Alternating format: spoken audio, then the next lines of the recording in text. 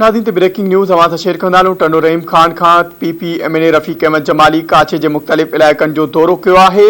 MNA रफ़ीक अहमद जमाली मुख़्तलिफ़ इलाइक़नि जो दौरो कयो आहे। MNA जे दौरे दौरान केतिराई आज़ाद उम्मीदवार पीपल्स पार्टी जे हक़ में हथ खणी विया। यूनियन काउंसिल टंडो रहीम खान में चेयरमैन जी सीट ते चूंड विढ़ंदड़ आज़ाद उम्मीदवार हाजी खान जमाली, गफ़ार जमाली, जनरल काउंसिलर जी सीट ते आज़ाद उम्मीदवार तौर फार्म भराईंदड़ लियाकत जमाली ऐं PPMNA रफ़ीक अहमद जमाली सां मुलाक़ात करण बैदि हथ खणण जो ऐलान कयो। उन खां अलावा वार्ड नंबर 3 ते पीपल्स पार्टी पारां नामज़द उम्मीदवार अब्दुल शकूर जमाली खां जनरल काउंसिलर जी टिकट वापस वठी आज़ाद उम्मीदवार नसरुल्लाह जमाली हवाले कई वई। उन मौके ते PPMNA रफ़ीक अहमद जमाली ख़िताब कंदे चयो त मकानी चूंडूं हुजनि या जनरल इलेक्शन हुजे, दादू ज़िले में सदाई पीपल्स पार्टी क्लीन स्वीप कयो आहे। हिकु भेरो ॿीहर अहम ख़बर जे हवाले सां अवां खे आगाह कंदा वञूं त PPMNA रफ़ीक अहमद जमाली काछे जे मुख़्तलिफ़ इलाइक़नि जो दौरो कयो आहे।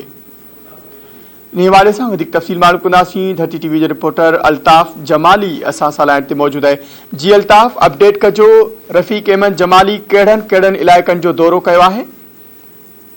जी बिल्कुल, काछे में जो चूंड सरगर्मी तेज़ थी वियूं आहिनि। इन हवाले सां PPMNA रफ़ीक अहमद जमाली पारां काछे जे मुख़्तलिफ़ इलाइक़नि जो दौरो कयो वियो आहे। MNA जे दौरे दौरान काछे में केतिराई आज़ाद उम्मीदवार जेके पीपल पार्टी जे हक़ में हथ खणी विया। यूनियन काउंसिल टंडो रहीम खान जेको काफ़ी अहमियत जो यूनियन काउंसिल आहे, जंहिंमें चेयरमैन जी सीट ते चूंड विढ़ंदड़ 2 आज़ाद उम्मीदवार जेके काफ़ी मज़बूत उम्मीदवार आहे, जिनमें अॻूणो यूसी चेयरमैन रईस अज़ीम खान जो फर्जंद हाजी खान जमाली ऐं गफ़ार जमाली ऐं हिकु जनरल काउंसिल जे सीट ते आज़ाद उम्मीदवार तौर फार्म भराईंदड़ लियाकत जमाली PPMNA रफ़ीक अहमद जमाली सां मुलाक़ात करण बाबति हथ खणण जो ऐलान कयो आहे। उनखां अलावा वार्ड नंबर 3 ते पीपल पार्टी पारां नामज़द कयल उम्मीदवार अब्दुल शकूर खां जनरल काउंसिल जी टिकट वापस वठी आज़ाद उम्मीदवार मीर नसरुल्लाह जमाली हवाले कई वई आहे।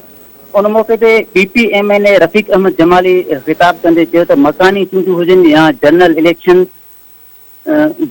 हुजे, दादू ज़िले में सदाई पीपल पार्टी क्लीन स्वीप कयो आहे। रफ़ीक अहमद जमाली वधीक चयो त यूनियन काउंसिल टंडो रहीम खान में चूंड विढ़ंदड़ आज़ाद उम्मीदवार के ॿाहिरियां नफ़र पीपल पार्टी जे हुआ, जिन जा के ख़दशा हुआ ऐं मुलाक़ात खां पोइ उन्हनि जा ख़दशा ख़तमु कया विया आहिनि। जी अल्ताफ़, अपडेट करण लाइ अव्हां जी वॾी महिरबानी।